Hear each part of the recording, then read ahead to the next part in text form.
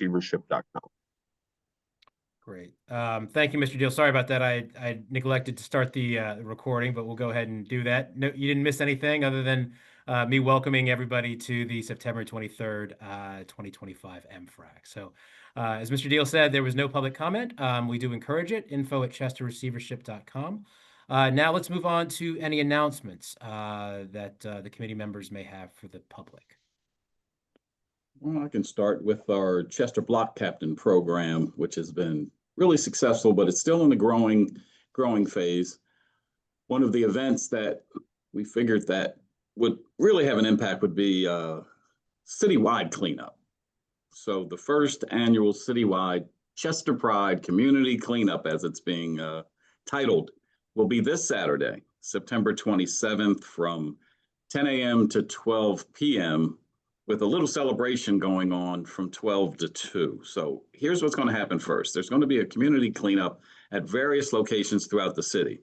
I'm going to rattle off the locations so you'll know we're going to be all over the city. And you can join us. You're encouraged to join us if you live in one of these areas. So from 10 to 12 in Highland Gardens, Sun Hill right at 16th and Washington, Sun Village at Thomas Street and Johnson, that's right at the park. 21st and Edgemont, 11th and Upland, Tillman and James Street, which is basically between 7th and 9th. The William Penn Apartments on Frank Young Avenue, West 3rd and Townsend, 8th and Sproul, Crosby Square Courts, Melrose and Morton, and then we have a little thing in there, wherever you are. But if you want to join some others, those locations are listed. This information is on the city website, the city app. We're going to post it on the Facebook page so that it's what's it called? Cemented in. What's it called? Pinned, Mayor?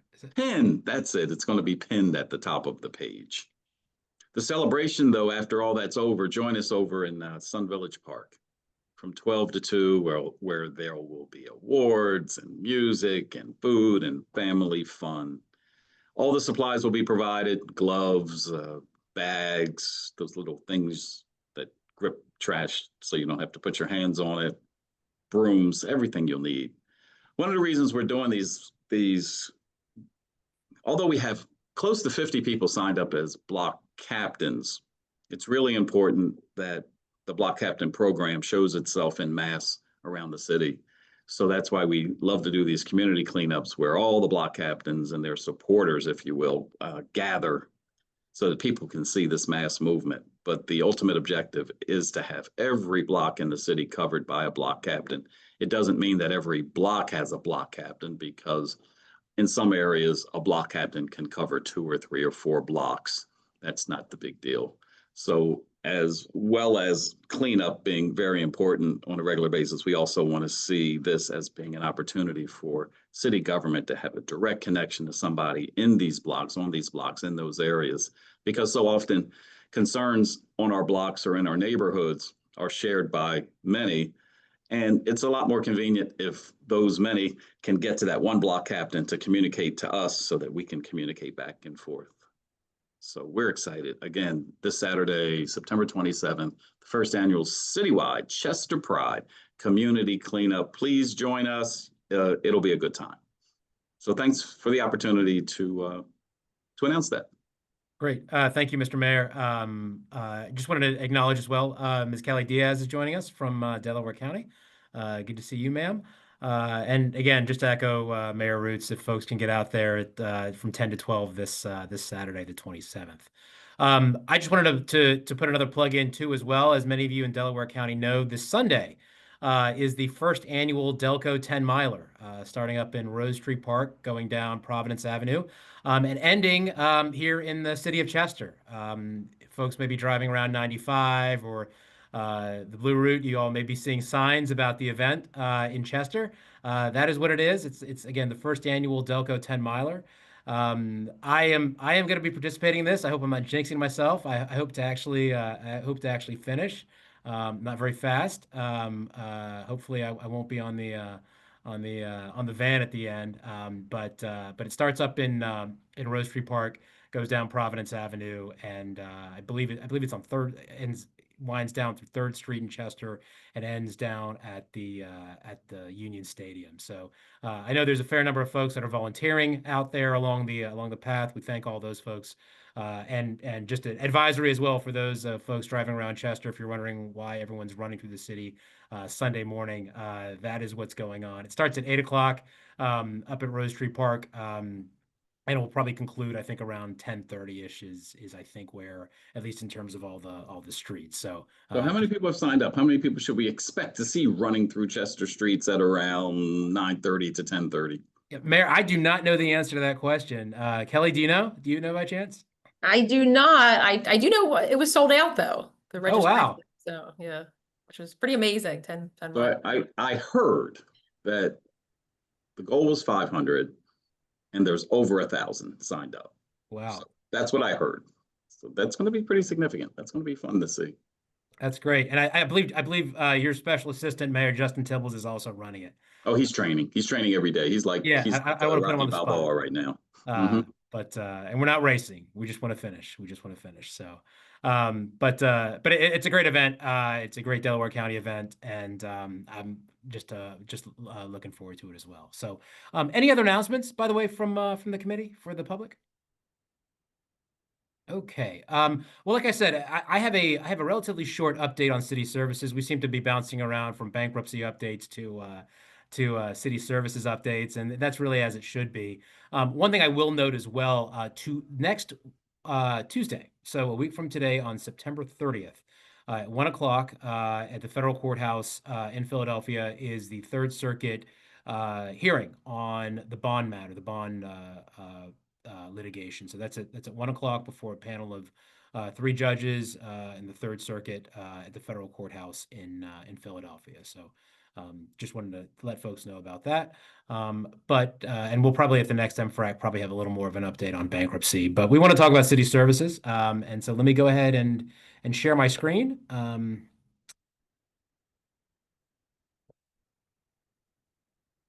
If folks could let me know if they can see my screen. Thumbs up. Excellent. Great. So let's talk a little bit about what's going on in the city. Just a couple of items here. We want to talk about really three things here. One is some of you may be following the recent news regarding the significant drop in violent crime in the city of Chester. We want to talk a little bit about that today. We also want to talk about a new fire truck that the city has just taken delivery of in the past couple of days. And we also want to talk about the new public works building that is in the process of, we're about to start to break ground on that. We're very excited about that as well. So there's good things here happening in the city of Chester. So you all may hear about this. This is a great example of a partnership between the city of Chester, between Delaware County, between the DA's office, between the Commonwealth of Pennsylvania, between the police department, and between nonprofit groups in the city here. But Chester is in the throes of a significant reduction of violent crime. We were honored to have Governor Shapiro here last week at a press conference at the police station, where he talked about how Chester, which had nearly led the city in per capita homicide rates, is now a model for other cities and other communities across Pennsylvania on how crime can be reduced. Now, I mean, none of us are trying to get ahead of our skis on this. We all know that crime stats can be fickle, right? They can go up, they can go down. And there's a couple of reasons why we think that it dropped, but we do have a reason to tout this and talk a little bit about this that really goes even beyond statistics. And what I want to talk a little bit about here, or make the public aware of, is just again the partnership that we talked about between political leaders, between the police department, public safety, between community groups, businesses, and residents, and different levels of government and places of government that come together and work together on trying to solve a problem, and come at it from different angles. So we can start with the numbers. As many of you know, summer is usually a time that we really worry about. That is a time that we generally see violent crime increase. People are out, school is out. It's hot out this summer. It's hot out during the summers. There's generally a concern and what we generally see is we generally see crime spike in the summer. But what happened in Chester this past summer is a significant reduction in violent crime. Between 2024 and 2025, over the June through August time period, we saw significant reductions in violent crime, in arson, in assault, in homicide, kind of throughout it really runs the gamut. This is something that the interim police commissioner Blackwell presented at a couple of council meetings ago. But I think it also bears just repeating and just taking a look at these statistics. These are significant, right? These are very significant. We are, by the way, also, as folks may be following, seeing a national reduction in violent crime as well over this time period, over this year. In fact, I was just looking today at the news. I believe we are on track, and again, I don't want to jinx ourselves. We as a country are on track to have, I believe, the lowest number of murders in recent history across the country. So it is again, crime stats can be fickle, but at the same time, there was some very significant partnerships and actions that were taken in Chester over the summer. So we need to take a step back before we talk about this summer. And it's really something that started back in the summer of 2024. Back in 2024, some of you may remember, there was a pretty big spike in high-profile violence in the city of Chester. And of course, it got covered by the news all the time because, if that is oftentimes, and with all due respect to any journalist who may be seeing this, oftentimes what you read about when you see Chester in the news, and that's unfortunate. It plays into a stereotype that we have here in Chester as well, unfortunately, that I know the mayor and many of us are working to overcome. But what happened in 2024 was a lot of credit to Mayor Roos stepping in with something called the Safe Summer Initiative to bring residents together, really to provide alternatives for young people, other than just sort of hanging around, to provide opportunities for them to do things. And there's a couple of areas where we saw this. One was prioritizing the opening of the swimming pool, which has always been more difficult than we want it to be here in Chester, but it's certainly something that the mayor has pushed, and we certainly thank all the good work that our Public Works Department has done there, as well as Decorah. So a lot of help that we can get from again different entities out there. The mayor also instituted a curfew. The point of that was ensuring that young people were home by 9 o'clock, really for their own safety.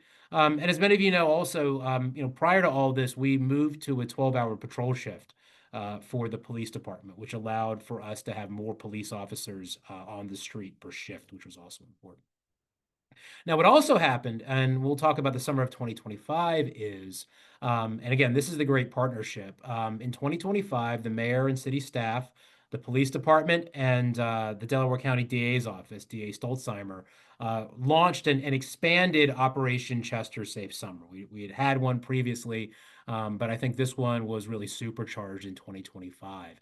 And what was attempted here, and successfully attempted here, I should say, was an intensive community policing initiative with the goal of reducing violent crime in Chester.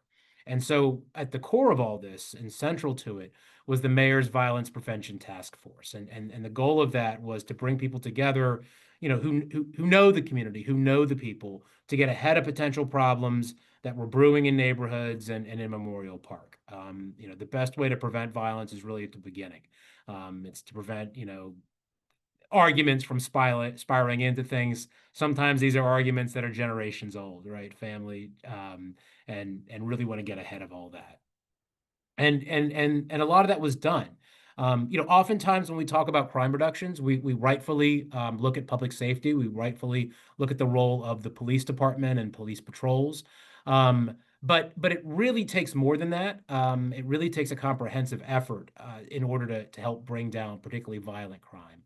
And that's what happened in Chester. And it requires basically providing opportunities for youth to be able to do something else.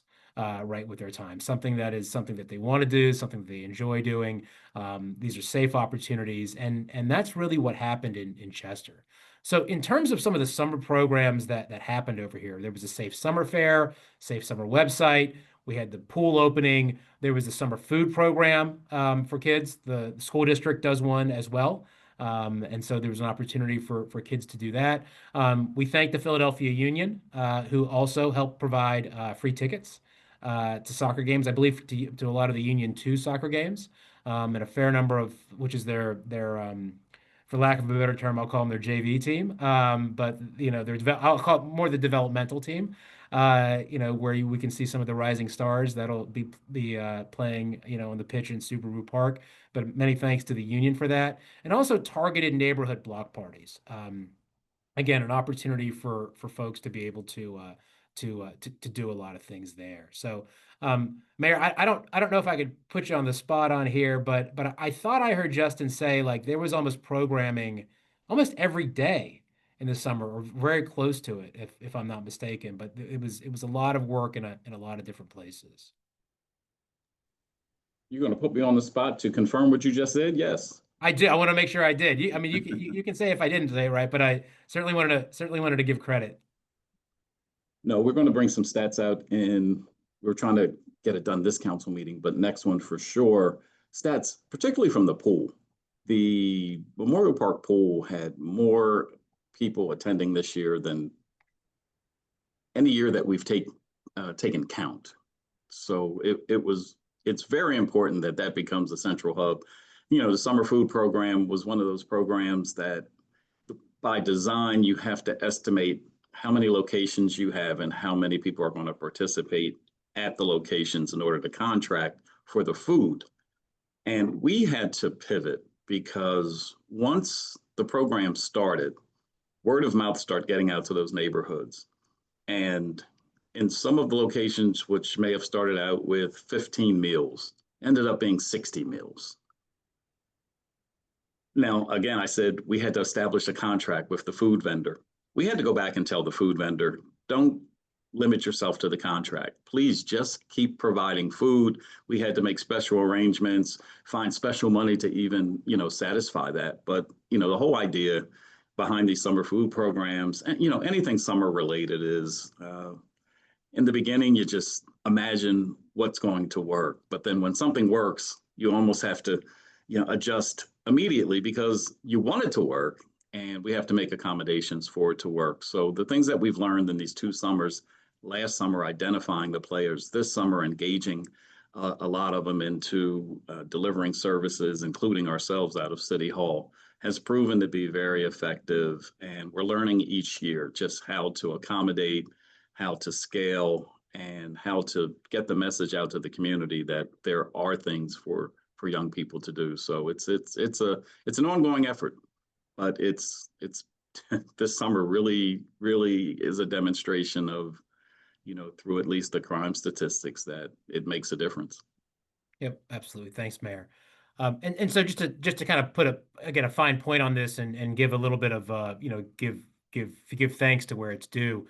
Obviously, thank Mayor Roots, the interim police commissioner, Katrina Blackwell, and Justin Tibbles, who's a special assistant to the mayor and constituent affairs manager for the city. There were also 2 other folks who did a lot of work over here to make this successful. That is our communications specialist, Adrian Irving, who launched an intensive effort to get the word out about these programs, right? If folks don't know about them, they can't come. And also our Parks and Rec coordinator, Crystal Burrell, who helped bring a lot of groups together to develop these programs, right? And as many of you all know, we don't have a very large Parks and Rec budget for this. Like, we do not have very large programming over here.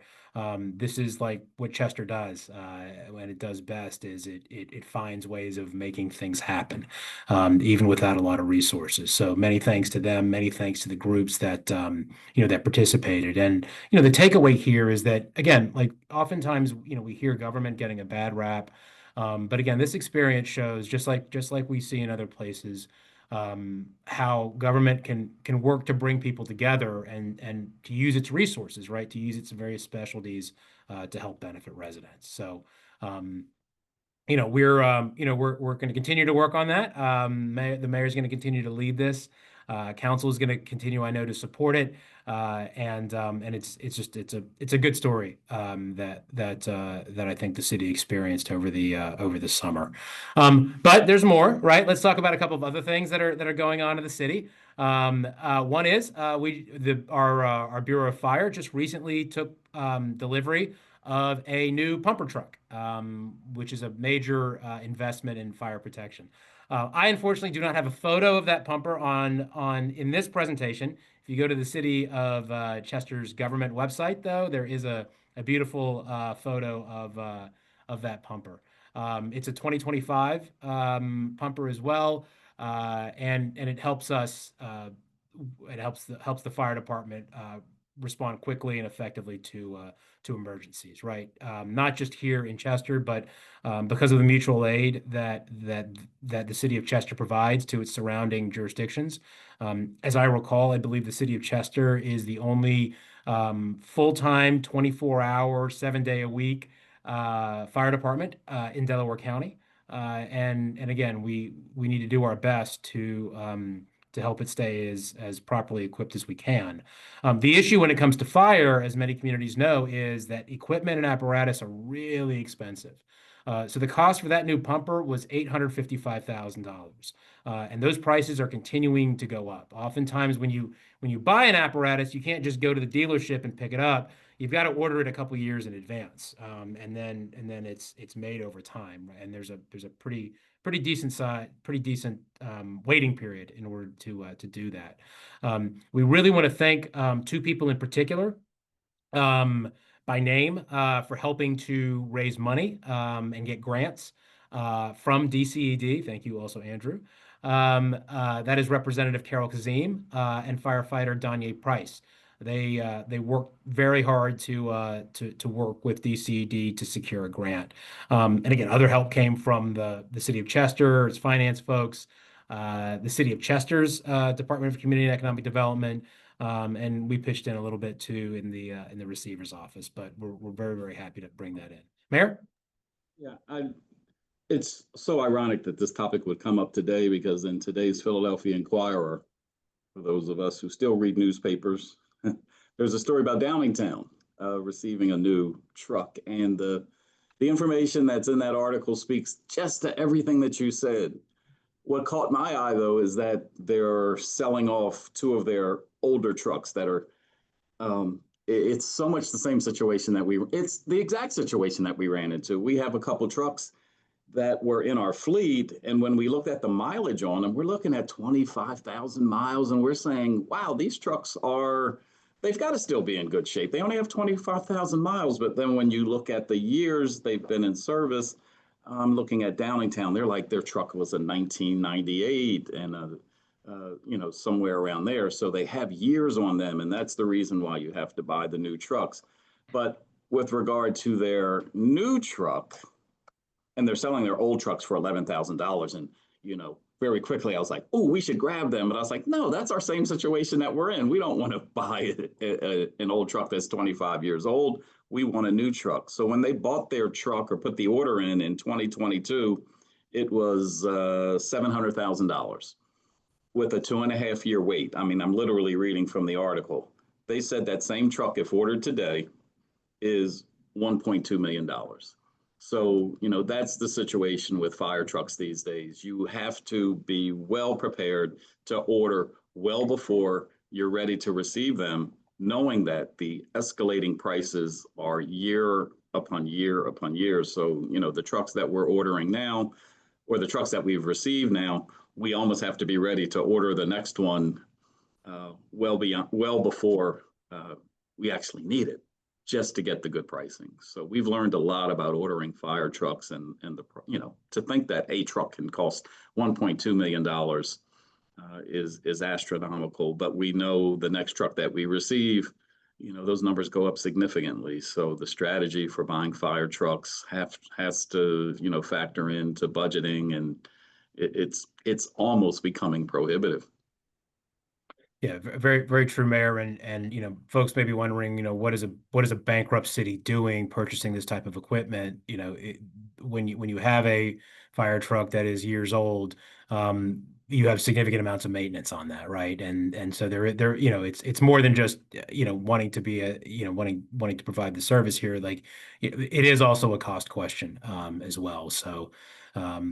Again, this is something as a community, right? As a city, that provides fire services, that needs to provide fire services, that has working fires that need to be addressed. This is part of what we need to do, and the difficulty, right, is making sure is trying to find the money for that. And again, we're very grateful to Representative Kazim and firefighter Danya Price for helping on that, and also for DCED. So many thanks to everybody on that. Also, I finally want to talk about something that I'm also very excited about, and that is beginning construction of the new Public Works building. So again, this is the kind of like basic stuff that people don't really think about in a city. Buildings, right? Like where do we store equipment? Particularly in the public works area, right? Where we've got trucks, we've got mowers, we've got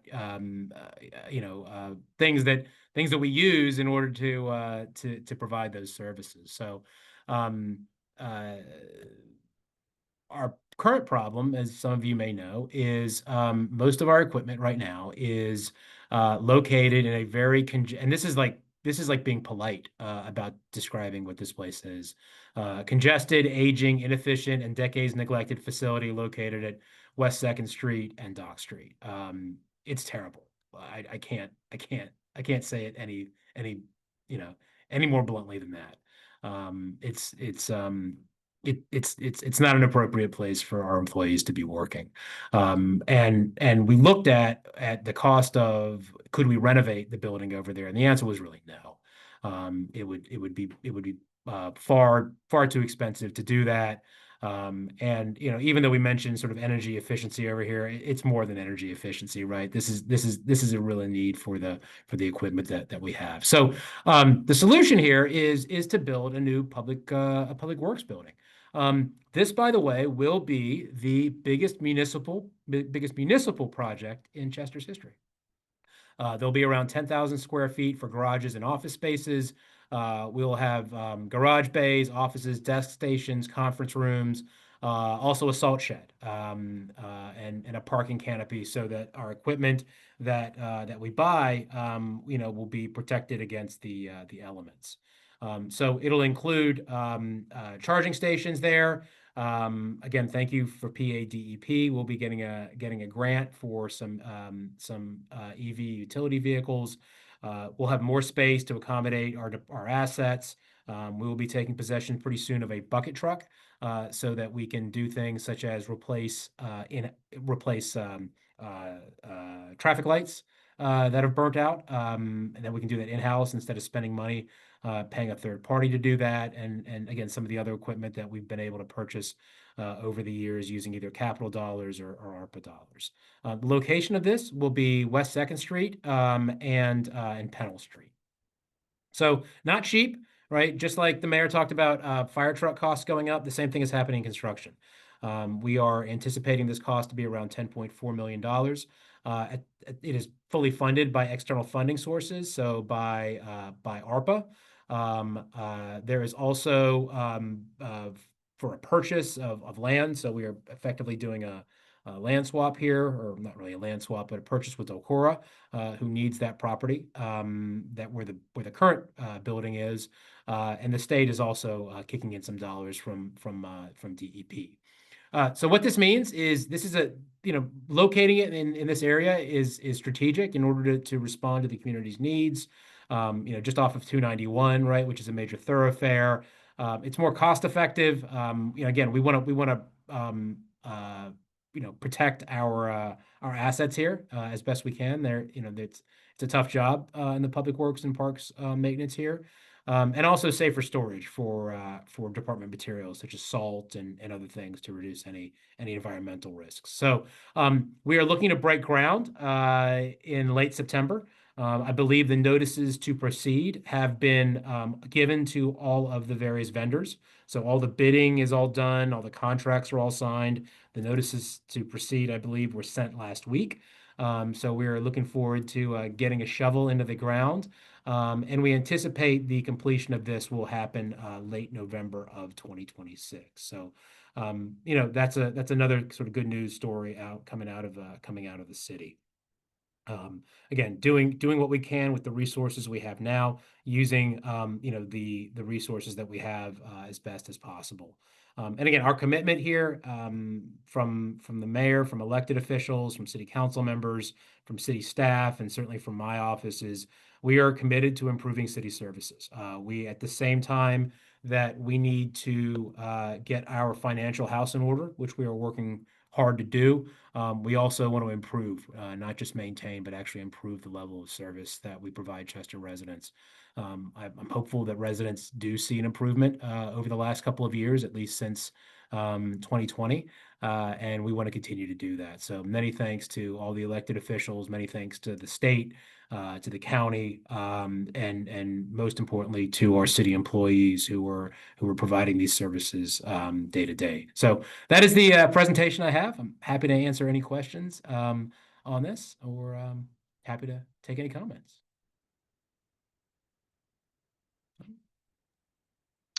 Yeah, Mr. Receiver, just wanted to commend the city on the crime statistics and just the forward thinkingness of the summer safe initiative. There's eyes on Chester. There are people who watch MFRAC meetings.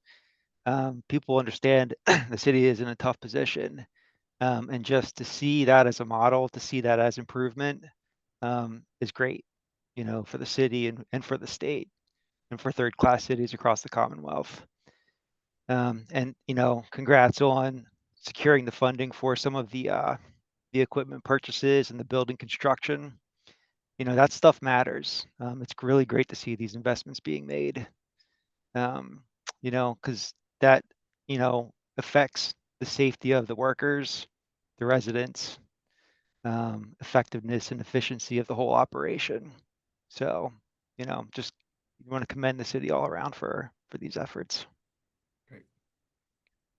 Thank you, sir. Any other questions or comments from the committee? I think that public works garage, when you think of public works, like you said, it's one of those things that's off the radar for most people. In most municipalities, it's tucked away someplace where the public doesn't see it. But this location on 291 is going to be seen every day, and the design of the building is going to be, very attractive. And it's a block away from another major new construction site. So what people will see as they ride up and down 291 will be two new entities coming up almost simultaneously that will not only improve the look of 291, but particularly for our public works garage, one of the pieces that you put up there, VJ, were decades, I think it was decades of deferred maintenance. You're more likely to have deferred maintenance in places that don't look good in the first place. And this place, to work there, our employees are going to have a sense of pride. They're going to make sure that this place continues to look good. It brings a level of respect to not only the workers, but the equipment that they work with. One of the challenges we have in this town is, and I love it from our parks and rec and public works employees when they're out there cutting grass, particularly when it gets a little high, when it gets to the course of weeds. Our grass cutting equipment sometimes shows up in the shop a little more than it shows up on the street doing work. And the reason is, they say, we're not cutting grass courses. We're out there battling what might be under that grass: rocks, bricks, pipes, bottles. So caring for our equipment, having a nice place for even the equipment to be, means a lot. Our trucks will be undercover and not not exposed to the elements. The salt shed will be, totally covered. The men will have nice facilities to shower and locker and office and come back and have lunch. As much as this is is easily understated. This is such an important piece to add to the portfolio of our city's public property. So we're really proud to do the work. And my God, you don't know how much work it takes unless you're behind the scenes watching every element of it come together. But everything's coming along fine. The money's there, the engineering's there, seems like every day there's a new wrinkle, a new challenge. I think we already have experienced change orders and we haven't even started yet as we look at what's underground. But those were to be anticipated. So, we're going to bring an exciting new public works garage to the city of Chester, which you wouldn't expect to excite anybody, but more importantly, visually, a brand new facility that's going to make a portion of the city that is well-traveled look good. And that road is traveled by many people who are just passing through the city. So, the look will not only have an effect on the local neighborhood and the residents of Chester, but those who ride through Chester on a daily basis who aren't from here. And that's what we want to do. We want to improve our image. We want to improve our, put some respect on our name is kind of where we're heading with everything that we do here. And I'm really proud to say that it's working.